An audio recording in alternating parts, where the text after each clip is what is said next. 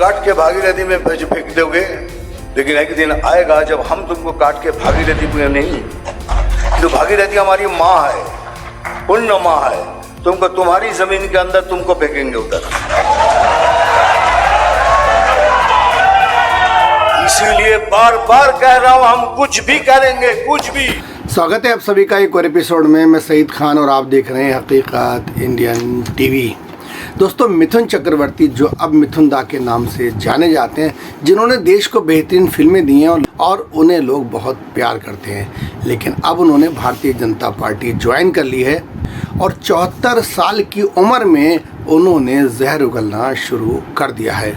बंगाल में राजनीतिक माहौल गरमाया हुआ है। अगले महीने 6 विधानसभा सीटों पर चुनाव होने हैं।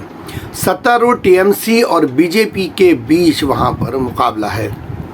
अभिनेता से बीजेपी के नेता बने मिथुन चक्रवर्ती ने अपने जहरीले बोलों से माहौल को और ख़राब कर दिया है। मिथुन दा की उम्र 74 साल है। एक जनसभा को वो संबोधित कर रहे थे।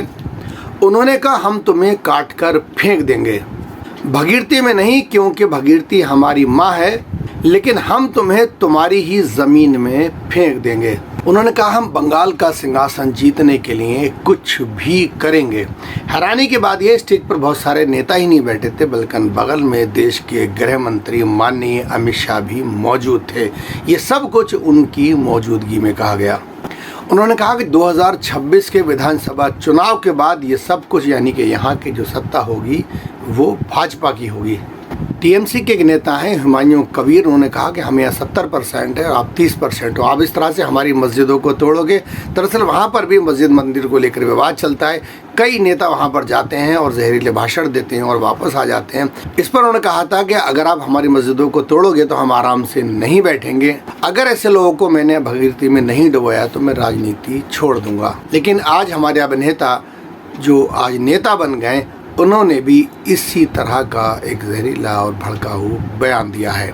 मैं चाहता हूं कि प्रशासन दोनों पे सख्त से सख्त कार्रवाई करे, ताकि इस तरह से आगे नेता हमारे भाषण न दें, बल्कि अपनी उपलब्धियां और अपने काम गिनाएं। मिथुन चक्रवर्ती इससे पहले भी कई बार विवादित बयान दे चुके हैं। 2021 में उन्होंने एक रैली में कहा था, मैं कोई हानि रहित सांप नहीं हूँ, मैं कोबरा हूँ।